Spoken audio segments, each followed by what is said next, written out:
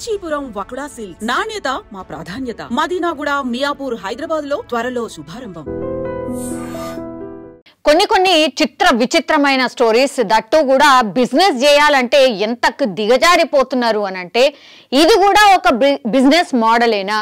అసలు చట్టాలు ఉన్నాయి, ఇది ఎంత తప్పు? అట్లాగే చట్టాలను పక్కన పెట్టండి, అసలు సమాజానికి దీనివల్ల ఏం మెసేజ్ వస్తుంది? కనీసం అంటే కనీసం ఇది కూడా ఆలోచించరా? అసలు ఎంత దారుణం! ఈ పైసలు తీసుకొని వాళ్ళు ఏం చేస్తారు? అసలు వాళ్ళు డెవలప్ అయినా కూడా ఎందుకు కూడా పనికి రానటువంటి ఈ బిజినెస్ అనుకోవచ్చు. యాక్చువల్లీ ఇది ఖమ్మంలో వెలుగు చూసినటువంటి ఘటన. అది కూడా ఇది మెడికల్ డిపార్ట్మెంట్ ఆర్ పూర్తిగా మన హాస్పిటల్కి సంబంధించి కావచ్చు, లేదంటే జనరల్లీ మనం ఫేస్ చేసే ప్రాబ్లంకి సంబంధించిన విషయమే అనుకోవచ్చు. ఎందుకంటే మామూలుగా ఇప్పుడు ఈ విజువల్లో కనిపిస్తున్న కార్ మీరు ఒకసారి చూడండి.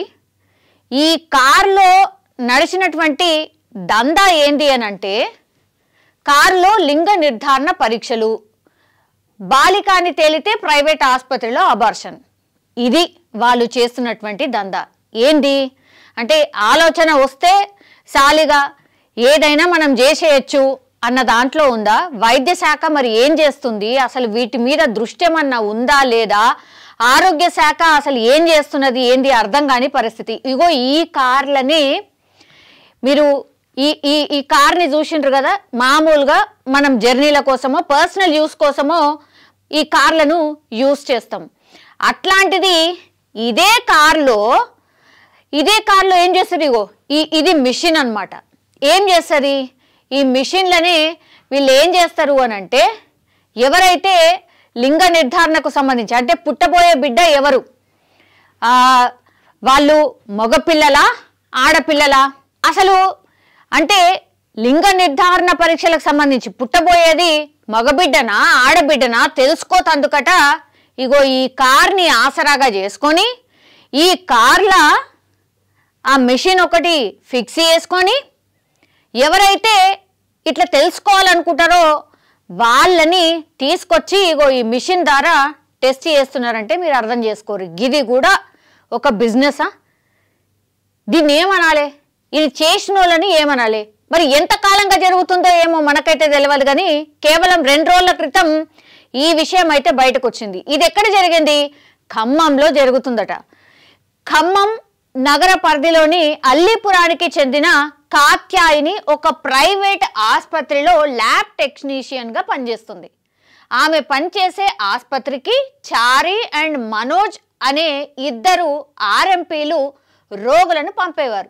దీంతో వీరి ముగ్గురికి పరిచయం ఏర్పడింది. ఇక్కడ అన్నట్టు ఈ దందా స్టార్టింగ్ పాయింట్ ఎక్కడ అంటే ఒక ల్యాబ్ టెక్నీషియన్గా పనిచేసే వ్యక్తి చారి అండ్ మనోజ్ వీళ్ళిద్దరితోని కలిసి ఈ ముగ్గురికి పరిచయం ఏర్పడి చలో హాస్పిటల్కి ఇట్లా మేడం ఎవరు పుడుతున్నారు ఏంది అని మీరు ఏమైనా చెప్పగలుగుతారా? ఎందుకంటే మా అత్త మామలో లేకపోతే మా అమ్మ నాన్నో తెలుసుకోవాలనుకుంటున్నారు. ఏం అంటే అట్లేం లేదు, మేమేం జస్ట్ తెలుసుకుంటాం అంతే అని చెప్తారు. కొంతమంది అయితే డైరెక్ట్గానే అడుగుతారు, ఇగో ఆడపిల్లలు అయితే మళ్ళీ నాకు కష్టం అవుతుంది మేడం, నాకు విడాకులే ఇచ్చేస్తారు మేడం. ఇట్లా వాళ్ళది పర్సనల్గా చెప్పుకోవడం. ఆ తర్వాత వీళ్ళు దీన్ని పూర్తిగా క్యాష్ చేసుకొని చలో ఇట్లా తెలుసుకోవాలనుకుంటున్నారు కదా, అదే ఆ పేషెంట్లనే మన దగ్గరికి తీసుకొద్దాం, ఇగో ఇట్లా కార్లనే ఈ మిషన్ ఒక్కటి పెట్టుకుంటే చాలు, ఈ మిషను గదొక కంప్యూటర్ లాంటిది పెట్టుకుంటే మనకు సరిపోతుంది, ఏముంది ఇలా టెస్ట్ చేస్తాం, అలా రిజల్ట్ వస్తుంది చెప్పేస్తాం. ఆ తర్వాత మరి నెక్స్ట్ ప్రొసీజర్ ఏంటి? సరే రిజల్ట్ తెలుస్తుంది, ఆడపిల్ల అనుకోండి, చాలా కేసెస్లో మామూలుగానైతే ఆడపిల్లలు అనుకోండి, ఆడపిల్ల అని తెలవంగానే తీసేద్దామని ఫిక్స్ అయ్యి. ఇంకా కూడా అక్కడక్కడ ఉన్నారు, అన్ని చోట్ల లేరు. ఎందుకంటే చాలామంది ఆడపిల్లలే ఉండాలి, మగపిల్లలు పెద్దగా ఏం పట్టించుకుంటలేరు తల్లిదండ్రులు అనే ఫీలింగ్ చాలామందికి వచ్చేసింది. కానీ ఇంకా కూడా కొన్ని చోట్ల ఇది ఉంది, ఆడపిల్లలు అయితే భారం అవుతారు, వాళ్ళకు చదివియాలి, మళ్ళీ కట్న కానుకలు ఇవ్వాలి, ఇదే దాంట్లో ఉన్నారు, ఇంకా ఆ మైండ్ సెట్లోనే ఉన్నారు. సో ఏం చేసిండ్రు? ఇదే మంచి అదును అనుకున్నారో లేకపోతే అబ్బా బిజినెస్ మోడల్ సూపర్ అనుకున్నారో ఏమనుకున్నారో, ఇక లాస్ట్కి వస్తే దుకాణం ఎన్లా ఇక కార్లనే పెట్టారు. కార్లనే ఆ మెషిన్ ఒకటి తెచ్చిండ్రు, ఆ తర్వాత కంప్యూటర్ ఒకటి తీసుకొచ్చుకున్నారు. ఎవరైతే పేషెంట్లు ఇట్లా తెలుసుకోవాలనుకుంటారో వాళ్ళే వీళ్ళ బిజినెస్కి దందా అన్నట్టు. సో వాళ్ళు వస్తారు, అడుగుతారు, వెంటనే వాళ్ళకి టెస్ట్ చేస్తారు. ఆడపిల్ల అంటే అసలు అబార్షన్ చేసేయండి అంటారు, మగపిల్లడు అయితే ఉంచుకుంటారు. లేదంటే ఆపోజిట్లో ఒకవేళ మగపిల్లడు వద్దు అనుకుంటే వాళ్ళు తీసేసుకుంటారు, ఆడపిల్ల అయితే ఉంచుకుంటారు. గిది వీళ్ళు చేస్తున్నటువంటి దందా అన్నట్టు. అక్రమ సంపాదనకు ఆశపడిన ఈ ముగ్గురు ఒక కారులో అల్ట్రాసౌండ్ స్కాన్ పరికరం ఏర్పాటు చేసుకుని పేద మహిళలను టార్గెట్ చేస్తూ కారులోనే లింగ నిర్ధారణ పరీక్షలు చేయడం మొదలుపెట్టారు. సో వీళ్ళు ముగ్గురు ఒక lab technician as well as వీళ్ళెవరు ఆసుపత్రిలో పనిచేసే చారి ఇంకా మనోజ్. ఆసుపత్రిలో ఎవరైతే పేషెంట్స్ తెలుసుకోవాలనుకుంటారో వీళ్ళు వాళ్ళని పట్టుకొచ్చి ఇగో ఈ కార్ దగ్గరికి తీసుకొచ్చి ఇగో మీకు ఎందుకు మేము ఇట్లా లింగ నిర్ధారణ పరీక్ష చేస్తాం, ఎవరు పుడతారో ముందే చెప్తాం, ఆ తర్వాత మీ ఇష్టం అబార్షన్ చేయించుకుంటారా లేకపోతే మీ ఉంచుకుంటారా మీ ఇష్టం అని. ఎందుకంటే ఇది లీగల్ కాదు, చట్టపరంగా చాలా అంటే చాలా భయంకరమైన శిక్షలు ఉన్నాయి. అది తెలుసుకుంటే అంతే సంగతులు. మేబీ హాస్పిటల్ కూడా సీజ్ అయ్యే అవకాశం ఉంటుంది. అందుకని వీళ్ళు కార్లో మొదలుపెట్టిరు అన్నట్టు. సో ఒకవేళ గర్భంలో ఉన్నది బాలిక అని తేలితే పక్కనే ఉన్న ప్రైవేట్ ఆసుపత్రికి పంపించి అబార్షన్ చేయించి పైసలు వసూలు చేస్తున్నారు. ఇక్కడ చూడండి మీరు ఎంత పాపం ఇది. ఒకవేళ ఎక్కువ మటుకు నేను ఇంతకుముందు చెప్పిన కదా, ఎక్కువ మటుకైతే బాలిక అని తేలితే ఒకవేళ ఇట్లా లింగ నిర్ధారణ పరీక్ష అయింది, ఆ తర్వాత ఏం చేయాలా? బయట పోతే ఏ హాస్పిటల్ కంటే ఆ హాస్పిటల్కి పోతే తీయరు అబార్షన్. అసలు ఇల్లీగల్ ఏడ చేస్తారు, ఎవరు చేస్తారు, ఎందుకు చేస్తారు? అలా హాస్పిటల్ మూతపడుతుంది కదా. సో ఇట్లా ఇల్లీగల్ కార్యకలాపాలు చేసే ఆసుపత్రులను కూడా పట్టుకున్నారు. ఓ ప్రైవేట్ ఆసుపత్రికి పంపించి అబార్షన్ కూడా చేయిస్తున్నారు. లింగ నిర్ధారణ పరీక్ష చేస్తారు, ఆ తర్వాత బాలిక అని తేలితే ఎవరైతే అబార్షన్ చేయించాలనుకుంటారో ఒక ప్రైవేట్ ఆసుపత్రి కూడా వాళ్ళ దగ్గర ఉన్నది, అక్కడికి పంపిస్తారు, అబార్షన్ కూడా చేయిస్తారు. ఆ తర్వాత వీటన్నిటికీ కూడా పైసలు వసూలు చేస్తారు. సో ఇది మొత్తం అంతా ఒక సర్కిల్ లెక్క అన్నట్టు. ఈడ ల్యాబ్ టెక్నీషియన్ దగ్గర స్టార్ట్ అవుతుంది, తర్వాత హాస్పిటల్లో ఉన్న సిబ్బంది పేషెంట్లను తీసుకొస్తారు, ఆ తర్వాత వీళ్ళు లింగ నిర్ధారణ పరీక్ష చేస్తారు, తర్వాత ఏడికి ప్రైవేట్ ఆసుపత్రికి తీసుకుపోతారు, ఆడ అబార్షన్ కూడా చేయిస్తారు.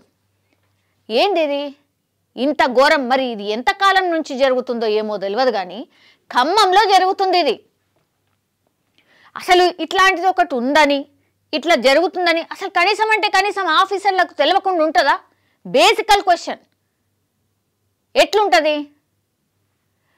మీ ఎంప్లాయీలే ఇప్పుడు వీళ్ళు ఎక్కడనో ఒక దగ్గర పని చేస్తున్నారు కదా, వాళ్ళు ఎక్కడ పోతున్నారు, ఎవరిని కలుస్తున్నారు, ఏమవుతుంది అని తెలియకుండా ఉంటుందా? మరి ఇవి హాస్పిటళ్ళు, ఏ హాస్పిటల్ ఇవి ఇంకా కూడా వర్క్ అవుతున్నాయా? వీళ్ళు ఇంకా కూడా ఇట్లా జాబులు చేస్తున్నారా? వాళ్ళని ఏం చేయాలి, ఏం శిక్ష వేయాలి? లిటరల్లీ అబార్షన్ చేయించుడు అని అంటే సంపుడే, మనుషుల్ని చంపడం. ఇది హత్య, ముమ్మాటికి హత్యనే. సో హత్యా నేరం కిందనే వీళ్ళని పరిగణించాలి. హత్య ఒకవేళ చేస్తే ఏ శిక్షలైతే పడతాయో అవే శిక్షలు పడాలి వీళ్ళకు కూడా. అయితేనే కదా భయం వచ్చేది. దీన్ని కూడా ఒక దందా మోడ్లా చూస్తుండ్రంటే వీళ్ళని ఏమనాలి? ఇక మనుషులైతే డెఫినెట్లీ కాదు, వీళ్ళైతే మనుషులు కాదు.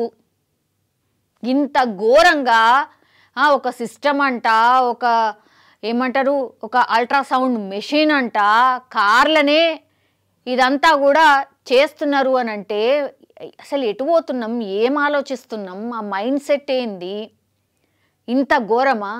అట్లాగే ఈ పేరెంట్స్ ఎవరైతే ఉన్నారో, ఎవరైతే అంటే పిల్లలు పుట్టే కంటే ముందు ఇట్లా తెలుసుకోవాలనుకుంటున్నారో, మీరు ఇంకా ఎక్కడున్నారు, ఏ సమాజంలో బతుకుతున్నారు, అసలు మీరు ఏం ఆలోచిస్తున్నారు?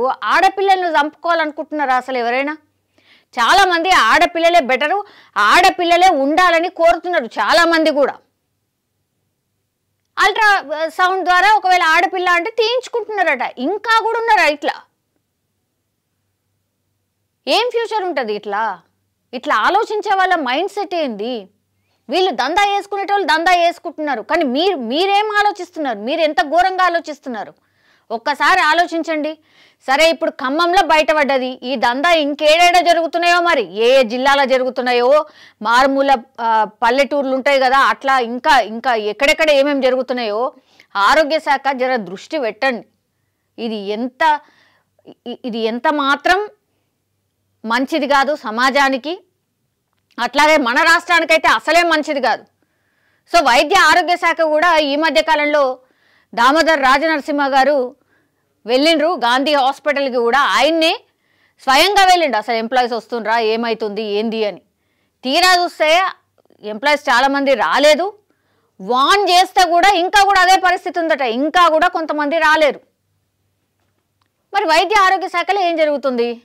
దీని మీద ఎంత సీరియస్ సమీక్ష జరగాల్సిన అవసరం ఉంది చూడండి.